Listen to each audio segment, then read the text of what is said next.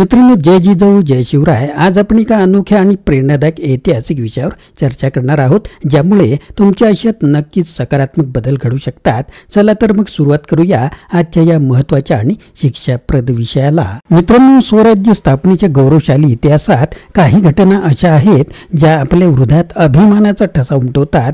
अशाच एका अपूर्व शौर्यगाथेचे वर्णन आहे बाजीप्रभू देशपांडे घोडखिंड वीरगतीची शौर्यगाथा. हा आमचा स्वराज्य मंदिराचे खांब या व्हिडिओ सिरीज मधला चौथा भाग आहे, ज्यात आम्ही त्या महान योद्ध्यांचा व त्यांच्या कर्तृत्वाचा सन्मान करणार आहोत. पुरुषोत्तम खेडेकर यांच्या कुळवाडी भूषण या ग्रंथातील 14व्या प्रकरणातील पृष्ठ क्रमांक 151 ते 193 यामधील प्रेरणादायी कथा आणि तथ्य यावर आधारित हा खास भाग तुमच्यासाठी. चला इतिहासाच्या या सुवर्ण पानांची उजळणी करूया आणि स्वराज्याच्या त्या वीर योद्ध्यांना आणि शाहिरांना अभिवादन करूया, ज्यांनी आपल्या पराक्रमाने इतिहास घडवला. या व्हिडिओ सिरीजच्या चौथ्या भागात आपण काय पाहणार आहोत तर बाजीप्रभू देशपांडे यांच्या घोडखिंड ते पावनखिंड या वीर गाथेत नेमके कोणते प्रसंग इतिहासात अमर झालेले आहेत.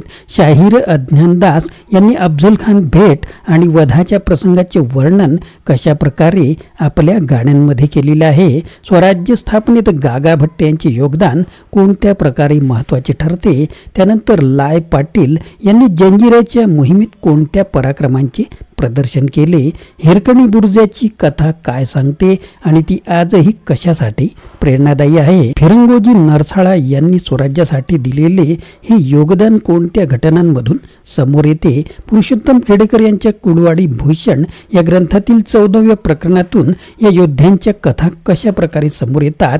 बाजीप्रभू देशपांडे यांच्या शौर्याची आठवण आजच्या पिढीला कोणता संदेश देते. मित्रांनो, चॅनलवर नवीन असाल तर चॅनलला सबस्क्राईब करायला विसरू नका. सुरुवात करूया आजच्या महत्त्वाच्या मुद्द्यांना. बाजीप्रभू देशपांडे हे भोर तालुक्यातील सिंदे गावचे रहिवासी असलेले सामान्य कायस्थ कुटुंबातील बाजीप्रभू देशपांडे महाराजांच्या सेवेत असलेल्या बांदल देशमुखांच्या तुकडीत होते. बांदलांची सुमारे 600 शिपायांची कडवट फौज होती. अत्यंत अवघड कठीण प्रसंगी महाराजांनी बांदलावर अशी जबाबदारी सोपवलेली होती. अशाच एका प्रसंगी 12 जुलै 1660 रोजी महाराज पन्हाळगडच्या वेढ्यातून बाहेर पडणारच होते. सुरक्षेसाठी बांदलांची 600 शिपायांची अजिंक्य तुकडी होती. 12 जुलैच्या रात्री अंधारात शिवा काशीद जोहरच्या छावणीकडे निघाले तर महाराज चोर वाटेने दुसऱ्या पालखीतून 15 ते 20 सहकाऱ्यांसोबत घेऊन गड उतरतच होते. दुर्दैवाने जोहरच्या सैन्यास शंका आली आणि त्यांनी पाठलाग सुरू केला. दरम्यान शिवा काशीदचे सोंग सुद्धा उघडे पडले. जोहर व फाजलने महाराजांचा पाठलाग सुरू केला. दिवस निघालेला होता. महाराज बादलांच्या तुकडीसोबत विशाळ गडाकडे न थकता न दमता धावतच होते. आदिलशाहीतील नव्या दमाची हजारोंची फौज त्यांचा पाठलाग करत होती. दरम्यानचे दोन्ही मधले अंतर हे कमी कमी होत होते. महाराज घोडखिंडीजवळ पोहोचले. फाजलही जवळच पोहोचला. बांदल तुकडीचे 2 भाग केले. 300 सैनिक महाराजांसोबत विशाळगडकडे निघालेले होते तर बाजीप्रभू देशपांडेंच्या नेतृत्वाखाली 300 सैनिक घोडखिंडीवर थांबले होते. पुढे काय झाले तर महाराजांनी सुखरूप विशाळगडवर पोहोचल्यानंतर एक निशाणीचे खूण म्हणून तोफेचा आवाज करण्याचे ठरले होते. तोपर्यंत बाजीप्रभूंची तुकडी घोडखिंड लढवून आदिलशाही फौजांना थोपवणारच होते. महाराज विशाळगडावर पोहोचले तोपर्यंत फाजल खानही 5000ची फौज घेऊन घोडखिंडीजवळ पोहोचला. घमासान लढाईत सुरुवात झाली. मावळी जराही जागा देत नव्हते. दुर्दैवाने महाराजांनाही विशाळगडवर जाण्यास थोडा संघर्ष करावा लागला होता. शेवटी महाराज सुखरूप विशाळगडावर पोहोचले. गवताची गंजी पेटून व तोफा उडून निरोप दिला गेला. तोफांचे आवाज ऐकून घोडखिंड लढणाऱ्या स्वराज्याच्या सैन्याने थोडी माघार घेतली, परंतु या खिंड लढवण्यात बाजीप्रभू देशपांडेंसह तुकडीतील सुमारे 200 मावळे वीर गतीस प्राप्त झाले. महाराजांनी या घोडखिंडचे नामकरण याच आठवणीत पावनखिंड केले, तर परिसरातील मावळ्यांच्या गावी त्यांच्या शौर्याची आठवण म्हणून समाधी बांधल्या. ही घटना घडली तो दिवस होता 13 जुलै 1660. साधारणतः दुपारी 2 वाजता.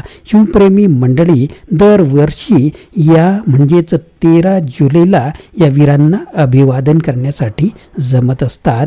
पुढचे आपले जे महत्त्वाची व्यक्ती आहेत ते आहेत शाहीर अज्ञानदास महाराज व अफझल खान. भेट म्हणजे सिंहाच्या तोंडात सापडलेल्या बोकडासारखा कठीण प्रसंग होता.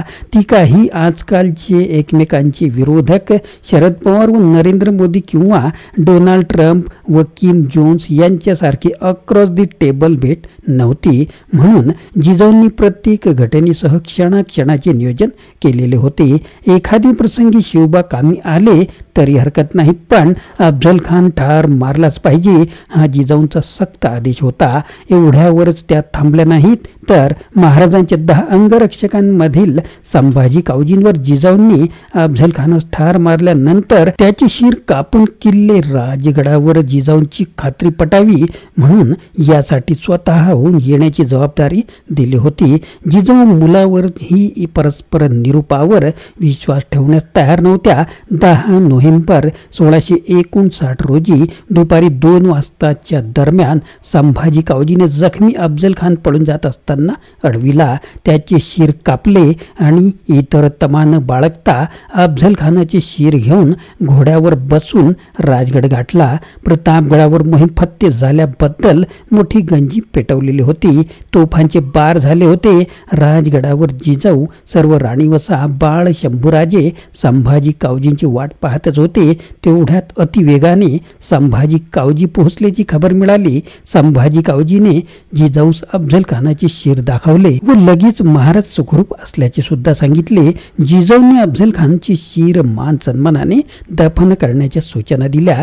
तातडीने संभाजी कावजी जवळ बोलावून सर्व आखो देखा अहवाल विचारला. पूर्ण माहिती घेतली. सर्व दरबार बोलावला. शाहिरास बोलावले. त्यांना पोवाडा गाण्यासाठी इतंभूत वीर कथा सांगितली आणि शाहीर गाऊ लागले. शाहीर अज्ञानदासांच्या पोवाड्यावरील ही काही चौक इथे लेखकांनी मांडलेले आहेत. ज्या शाहिरांनी या रचना लिहिल्यात व गायल्यात त्यांचे नाव सुद्धा इतिहासाला माहिती नाही, म्हणून शाहीर अज्ञानदास हे नाव दिलेले आहे. असेच स्वराज्यासाठी कामी आलेले हजारो मावळे, हजारो किल्लेदार, हजारो सरदार, हजारो मनसबदार, हजारो वतनदार सुद्धा आहेत. यानंतरची एक व्यक्ती आहेत ज्यांनी स्वराज्यात हातभार लावला, ते म्हणजे गागा भट्ट. गागा भट्ट एक काशीत स्थायिक झालेले महाराष्ट्रातील पैठण येथील अत्यंत प्रतिभा संपन्न ब्राह्मण होते. जिजाऊ व शिवरायांचे व गागा भट्ट यांचे अत्यंत स्नेहपूर्ण संबंध होते. स्वराज्याच्या कामात जेव्हा जेव्हा काही धार्मिक पेच प्रसंग निर्माण होत असे तेव्हा तेव्हा जिजाऊ महाराज गागा भट्टास बोलावून घेत अथवा निरोप पाठवून सल्ला मागवत असत. सन 1664 मध्ये गागा भट्ट एका कायस्थव ब्राह्मण खटल्यात स्वराज्यात बरेच दिवस थांबलेले होते. सन 1674 मध्ये शिवराज्याभिषेकासमयी महाराष्ट्रातील पंडितांनी शिवराज्याभिषेकाचे विधी करायला विरोध केला होता. त्या प्रसंगी हेच काशीचे गागा भट्ट विधी करण्यासाठी पुढे आले आणि महाराजांचा राज्याभिषेक संपन्न झाला होता. अशा रीतीने गागा भट्टांनी स्वराज्यासाठी एक प्रकारचं योगदान दिलेलं होतं. यानंतरचे आपले महत्त्वाचे व्यक्ती आहेत लाय पाटील. लाय पाटील हे कोकणातील मुरुड जंजिरा परिसरातील एक कोळी पाटील होते. मासेमारी करणे, व्यापार करणे, परिसरातील लोकांना रोजगार देणे, किनारपट्टीवरील प्रशासन सांभाळणे असे विविध कामे स्वेच्छेने ते करत असत. परंतु गेले अनेक वर्षे किनाऱ्यावर होत असलेल्या सिद्धी व पोर्तुगीज यांच्या वाढत्या अत्याचारामुळे ते त्रस्त झालेले होते. समुद्रात गेलेल्या मासेमारी करणाऱ्या लहान लहान नावा व कोळी यांना अडविलेले जात होते. त्रास दिला जात असे, स्त्रियांनाही त्रास होता. अशा ह्या एका सामान्य लाय पाटील यांना शिवरायांचे स्वराज्य निर्माणाचे काम माहिती झाले होते. तसेच महाराजांनी अनेक प्रयत्न करून सुद्धा मुरुड जंजिरा त्यांना जिंकता आलेला नव्हता. लाय पाटील स्वतः महाराजांना भेटले. त्यांनी जंजिरा स्वराज्यात सामील करण्याची जबाबदारी ही स्वतःहून उचलली. महाराजांनी विश्वास ठेवून पेशवे मोरोपंत यांना लाय पाटील यांना पूर्ण सैनिकी मदत करण्याचे आदेश सुद्धा दिले. त्यानुसार पेशवे फौजा घेऊन किनाऱ्यावर पोहोचले होते. मुरुड जंजिरा किल्ला लाय पाटील यांचे पूर्वज राम पाटील यांनी सन 1122 मध्ये बांधला होता, अशी एक कथा ऐकायला मिळते. निजामशहाचे हबशी मंत्री मलिक अंबरने जंजिरा कपटाने मराठ्यांकडून जिंकलेला होता असे सांगतात. हे सत्य की मिथक हा वाद आहे. कार्यक्रम असा होता, लाय पाटील रात्रीच्या अंधारात फायदा घेऊन त्यांच्या कोळी बांधवांच्या मदतीने किल्ल्याच्या बुरुजावर चढतील, आत घुसून मुख्य दार उघडतील. तरी रात्री निरोप मिळताच जास्त फौज जंजिरा दरवाजाजवळ पेशवे मोरोपंतांनी पाठवायच्या. सैन्यात घुसेल, जंजिरा काबीज करून स्वराज्यात सामील होईल. लाय पाटील यांनी आपले 300 कोळी बांधव सोबत घेऊन सर्व जबाबदारी रात्रीच्या अंधारात चूक पार पाडली. पेशवे मोरोपंतांना फौजा पाठविण्यासाठी सारखे निरोपावर निरोप पाठवले, परंतु पुढे काय झाले पहा. मोरोपंत रात्रभर ढाराढूर झोपा काढत होते. शेवटी नाईलाजास्तव दिवस निघण्यापूर्वीच लाय पाटील खबरदारी म्हणून शिड्या काढून किनाऱ्यावर परतले. अशा रीतीने जंजिरा काबीज करण्याचे मराठ्यांचे प्रयत्न विफल ठरले. परंतु एका सामान्य व्यक्तीने एवढी मोठी मोहीम हाती घेतल्याबद्दल महाराजांनी लाय पाटील यांना विशेष पालखीचा मान दिला आणि मोरोपंतांच्या बेफिक्रीबद्दल नाराजी सुद्धा व्यक्त केली. यानंतरची महत्वाची व्यक्ती आहे हिरकणी. हिरकणी नावाची रायगडच्या पायथ्याशी असलेल्या रायगड वाडीतील एक गवळण होती. तिचा व्यवसाय होता किल्ल्यावर दूध दही विकणे. हा दिवसभर दूध दही विक्री करायची व सायंकाळच्या आत घरी पोहोचायचे, हा तिचा शिरस्ता होता. रायगडवर स्वराज्याची राजधानी स्थापन झाल्यानंतर रोज सायंकाळी सर्व दरवाजे बंद होत असत. नंतर ते कोणासाठीही सकाळपर्यंत उघडत नसत. एके दिवशी हिरकणीस उशीर झाला. तिने गयावया केल्या पण दरवाजा उघडला नाही. ती निराश होऊन परत फिरली, पण बाळाच्या ओढीने तिचा जीव खालीवर होऊ लागला. शेवटी ती हिकमतीने खाली उतरण्यात यशस्वी सुद्धा आली. सकाळी गडाचे किल्ले उघडले. जेव्हा नेहमीप्रमाणे हिरकणी दही दूध विकायला गडावर आली तेव्हा पहारेकरी अवाक झाले, कारण हिरकणी दरवाज्यातून बाहेर पडलीच नव्हती. तर रायगड राजधानीचे दरवाजे बंद केल्यावर इतर कोणताही मार्ग नसल्याचा एक समज होता. असे असताना हिरकणी खाली कशी उतरली याची कोडे उलगडेना. पहारेकऱ्यांनी ही माहिती गडकऱ्यांना व गडकऱ्यांनी महाराजांना सांगितली. हिरकणीस बोलावण्यात आले. तसेच हिरोजी इंदुलकरांना सुद्धा निरोप देण्यात आले. हिरकणीने महाराजांना कुठून खाली उतरली ती जागा दाखवली. महाराजांनी हिरोजी इंदुलकरांना सांगून तेथे उंच तटबंदी उभी केली आणि तिचे उद्घाटन हिरकणीस बोलावून केले. बुरुजाचे नाव ठेवले हिरकणी बुरुज असे. महाराज सामान्यांना सन्मान करणारे होते. अनेकांच्या मते ही एक मिथक कथा आहे. तसे असले तरी यातून महाराजांचे जीवन आपल्याला समजते. त्यानंतरचे महत्त्वाचे व्यक्ती आहेत फिरंगोजी नरसाळा. फिरंगोजी नरसाळा हे स्वराज्यातील एक ज्येष्ठ सेवक व किल्लेदार होते. शाहिस्तेखानाने 1660 मध्ये पुणे जहागिरीचा हल्ला केला होता. त्यावेळी प्रथम चाकण भुईकोट किल्ल्यावर त्याने हल्ला केला. किल्लेदार फिरंगोजी नरसाळा तिथे होते. त्यांनी अनेक महिने किल्ला लढवला. शेवटी तह करून तो ताब्यात दिला. फिरंगोजी महाराजांपेक्षा ज्येष्ठ होते, अनुभवी सुद्धा होते. पुढे संभाजीराजे व मोगल यांचे राजकारणात 1679 मध्ये फिरंगोजी भूपाळगडचे किल्लेदार होते. त्यावेळी संभाजीराजे व दिलेर खान यांच्या राजकीय खेळीत भूपाळगड मोगलांना दिला गेला.